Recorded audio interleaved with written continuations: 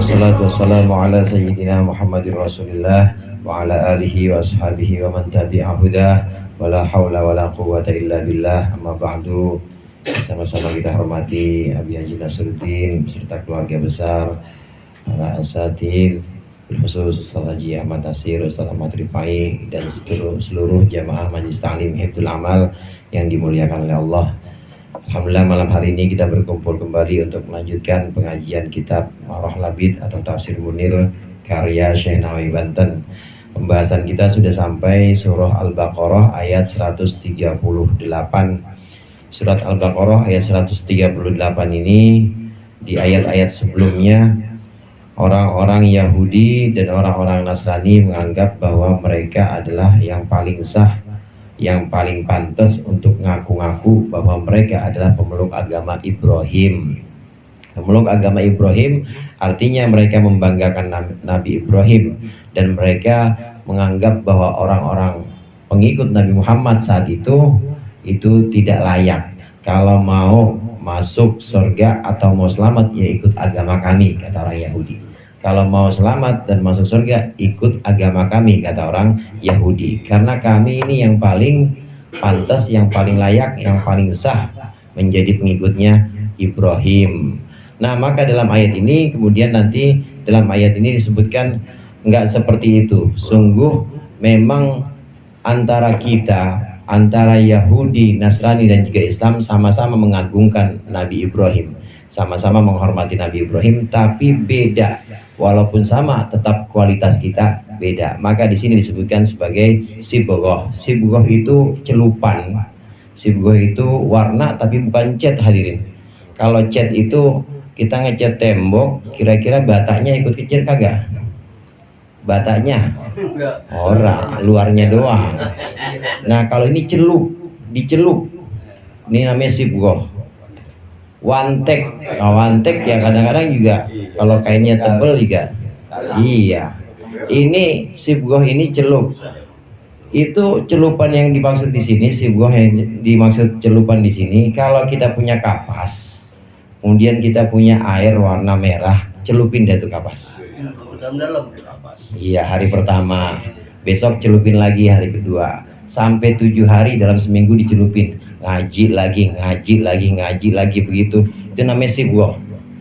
Itu kira-kira kapas tuh kalau udah kita celupin, kita belah atau kita sobek, dalamnya merah apa putih? Merah tetap. Itu namanya sibghah. Oleh karena itu sibghah atau celupan Allah inilah yang ada pada orang-orang mukmin. Walaupun kita sama-sama mengagungkan dan memuliakan Nabi Ibrahim, tapi sibghah atau celupan kami adalah celupan dari Allah langsung.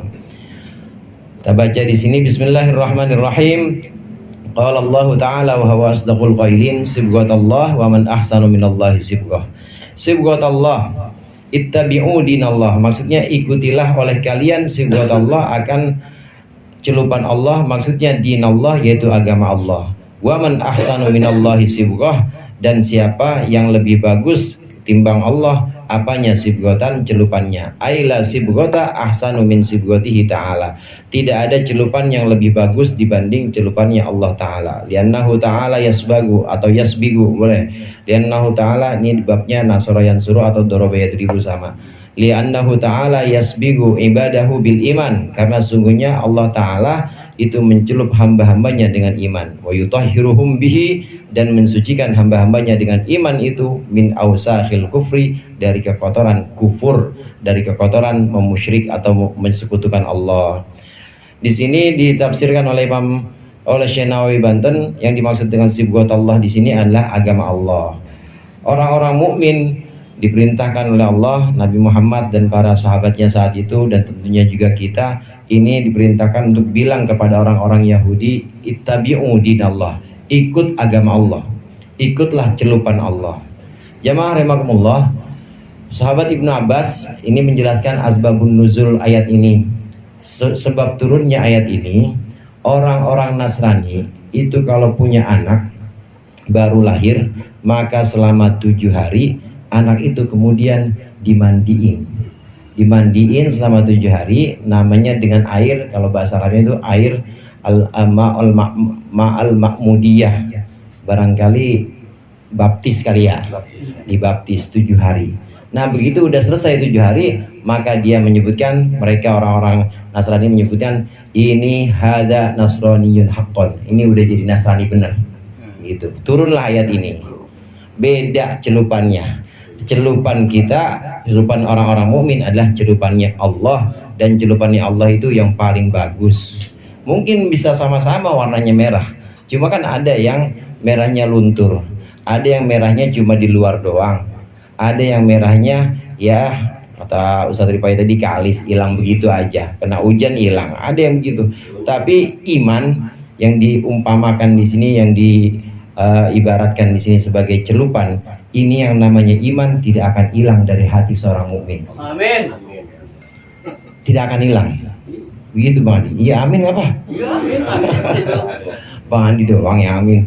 Nggak bakal hilang yang namanya iman dari hati seorang mukmin, itu nggak bakal hilang, karena Allah yang mencelupkan itu, sebagaimana kita mencelupkan kapas ke dalam air berwarna merah, kita sobek lagi dalamnya tetap merah berhari-hari. Yang malam Jumat di sini, malam Sabtu ngaji lagi, malam Minggu ngaji lagi, dicelup berulang-ulang. Kira-kira bakal luntur kagak itu?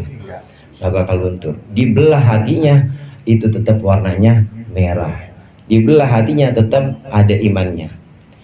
Oleh karenanya dalam satu hadis Rasulullah SAW bersabda, andai misalnya, andai di lauku syifa nurul mu'minil asi, apabila cahaya orang mukmin yang melakukan maksiat itu disingkap, dibuka oleh Allah, la adha'a bainal masyriqi wal maghrib.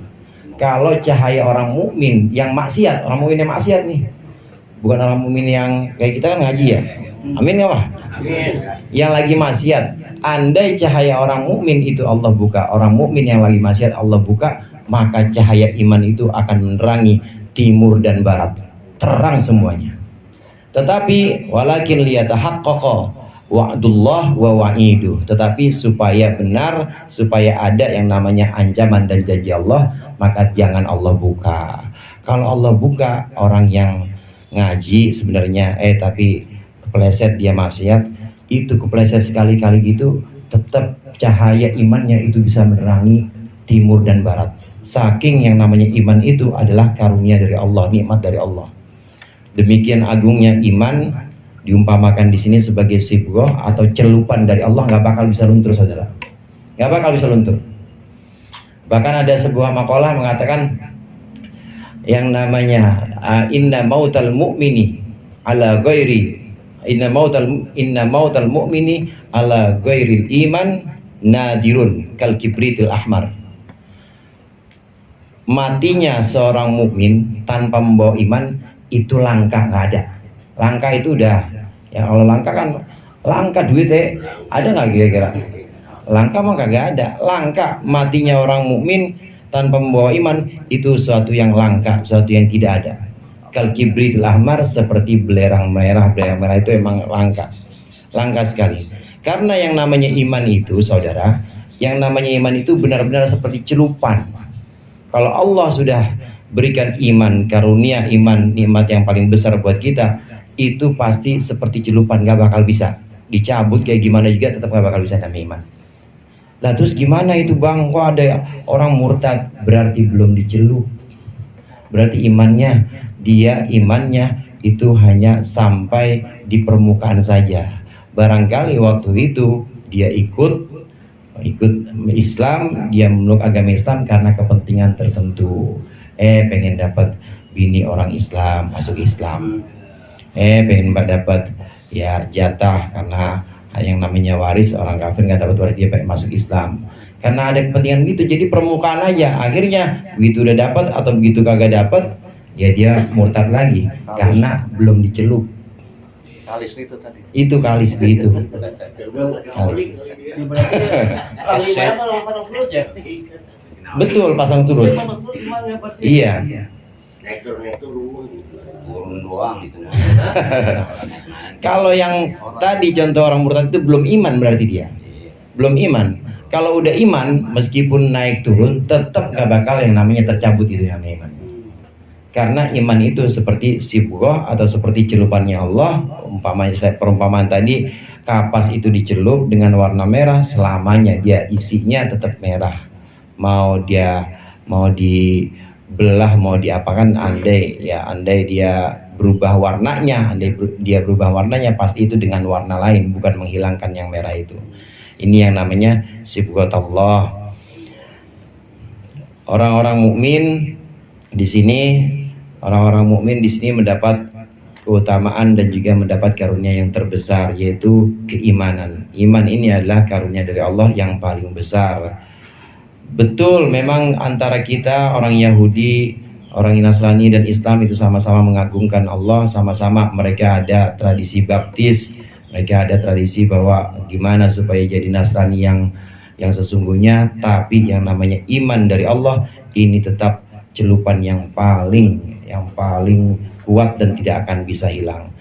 Dengan iman itu Allah mensucikan kita dari kekufuran, mensucikan kita dari kemusyrikan. Kan beda saudara, orang-orang Nasrani, orang-orang Yahudi yang disebutkan pada ayat-ayat sebelumnya, meskipun mereka iman kepada Nabi Ibrahim, mengagungkan Nabi Ibrahim, tapi tetap ada syirik, ada yang namanya musyrik, menyekutukan Allah, menganggap Isa anak Allah, menganggap Uzair anak Allah, dan banyak lagi penyimpangan, mengubah hukum-hukum yang ada dalam Taurat, dalam Injil. Ini berarti sudah menyimpang dari ajaran sesungguhnya Nabi Ibrahim. Wa nahnu lahu abidun, dan kami orang-orang Islam kepada Allah, lahu ailillahi alladzi a'tana tilkan ni'matal jalilata, yaitu kepada Allah yang telah memberikan nikmat yang sangat agung ini, nikmat iman. Kami abiduna adalah orang-orang yang beribadah. Di sini syukron laha, maksudnya karena bersyukur laha untuk nikmat-nikmat tersebut, walisa irini amihi, dan untuk segenap nikmat-nikmat yang lainnya. Wa nahnu lahu abidun, kita beribadah, kita bersyukur, maksudnya kita bersyukur atas nikmat iman yang sangat agung ini. Nggak ada nikmat selain nikmat iman yang paling agung.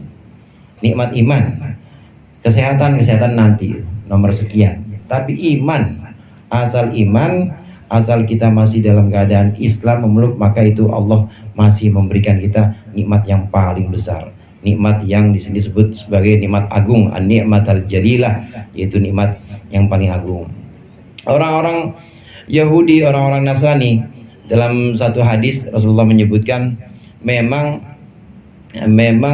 orang-orang Yahudi dan orang-orang Nasrani ini membuat anak-anaknya menjadi Yahudi, membuat anak-anaknya menjadi Nasrani. Majusi juga begitu. Kullu mauludin yuladu alal fitrah fa abawahu yuhawidanihi wa yunassiranihi wa yumajjisanihi. Setiap orang yang lahir, bayi yang lahir itu dilahirkan atas fitrah. Sibghah di sini ada yang mengatakan fitrah. Fitrah, celupan Allah, itulah fitrah, nggak bakal hilang. Fitrah, saudara, di antara fitrah itu adalah karunia akal kita yang berpikir lurus, itu fitrah. Sekarang begini, beberapa kali saya contohkan, yang namanya Tuhan itu satu apa dua? Satu apa dua? Satu. Ini satunya karena takut apa karena? Jangan cuma karena takut. Pasti satu. Akal kita, andai seseorang tidak memeluk agama apapun, dengan akal sehatnya pasti menyebutkan yang namanya Tuhan pasti satu. Kalau dua udah bukan Tuhan lagi, karena berarti ada kerjasama antara dia. Berarti bagaimana? Join berarti itu dia. Pasangannya berarti dia, partner. Berarti gimana? Harus ada yang lebih unggul. Caranya bagaimana? Ya harus salah satunya harus lebih unggul. Berantem kek. Nanti yang paling jago, yang paling menang itulah Tuhan. Pasti satu. Nah, fitrah yang dimaksud di sini tauhid, itulah fitrah. Ajaran agama Nabi Ibrahim yang sesungguhnya, yang kemudian dibawa oleh nabi-nabi setelahnya dan juga dibawa oleh Nabi Muhammad SAW. Ini adalah ajaran fitrah, sesuai dengan fitrah kita, sesuai dengan akal sehat kita, bahwa akal sehat kita pasti menolak yang namanya Tuhan itu dua. Kalau Tuhan dua, namanya bukan Tuhan lagi. berarti ada temennya, harus ada yang menang satu. Itu yang namanya Tuhan, fitrah.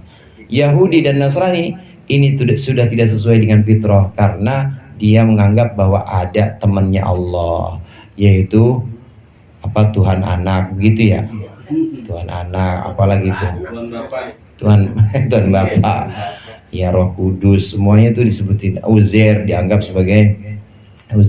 sebagai anak Allah. Ini sudah tidak sesuai fitrah. Di antara fitrah juga atau sibghah juga yang namanya Islam, agama yang dibawa oleh Nabi Muhammad SAW, ini pasti adalah agama yang paling meringankan dan paling sesuai dengan fitrah kita, fitrah sebagai manusia yang sesungguhnya. Jamaah rahimakumullah, kita itu manusia pasti punya kecenderungan untuk menghindari sesuatu yang bahaya dan pasti menyukai sesuatu yang menyenangkan kita. Betul apa betul? Yang bahaya pasti kita hindari, yang menyenangkan kita pasti akan kita cari atau akan kita tuju, itu pasti. Islam begitu. Kenapa kita dilarang zina? Karena ada bahaya dalam zina. Ada iya tuh, iya, Raja Singa. Iya, ada HIV atau AIDS. Ya, zina, belum lagi nanti urusan anak tuh, anaknya siapa? Dan bahaya yang begitu. Maka oleh Allah dilarang. Ada larangan-larangan seperti mabuk, minuman keras, karena merusak akal. Itu kalau orang udah mabuk nggak tahu mana ibu mana bininya, dia bisa main seruduk aja, hilang akal sehatnya. Maka Allah larang. Karena yang bahaya-bahaya itu bisa merusak, maka Allah larang. Yang merusak dilarang dengan keharaman-keharaman yang memang sudah Allah tetapkan. Begitu juga kewajiban seperti sholat misalnya. Ini udah fitrah kita butuh yang namanya ketenangan batin. Dari dulu makan tidur, kawin, makan tidur, nggak ada perenungan. Kira-kira kita habis ini mau kemana? Maka kita butuh itu dalam kesendirian. Dalam kesendirian kita butuh merenungkan ada satu pencipta, ada satu zat yang maha kuasa, di mana kita nanti akan kembali kepada Dia. Inna lillahi wa inna ilaihi rajiun. Kita bakal kembali ke Dia. Di situ tenang hati kita. Karena agama Islam sesuai fitrah. Karena kita pasti mencari satu tempat yang paling bisa kita jadikan andalan. Semua manusia begitu. Hatta orang ateis sekalipun, itu kalau lagi kesusahan pasti dia mencari tempat yang paling dia jadikan andalan. Ya, paling enggak dia ngomong aduh begitu kan ya. Aduh, kalau enggak mah emak gitu. Pak, paling enggak begitu. Itu udah fitrah. Artinya setiap manusia itu pasti mencari tempat berlindung. Nah, Islam kemudian mewajibkan sholat. Di situ kita menyembah satu zat di mana kita berlindung kepada zat itu. Sangat sesuai sama perempuan udah dewasa, balik ya, dari dulu dipakai buat kencing aja, kan begitu ya. Kira-kira butuh nggak kawin? Ya butuh, kalau enggak ya nggak butuh. Fitrah itu. Oleh karenanya di dalam Islam ada yang namanya syariat nikah. Pokoknya sesuai. Jadi nggak ada yang namanya kehidupan rohbani atau kehidupan yang nggak nikah gitu ya.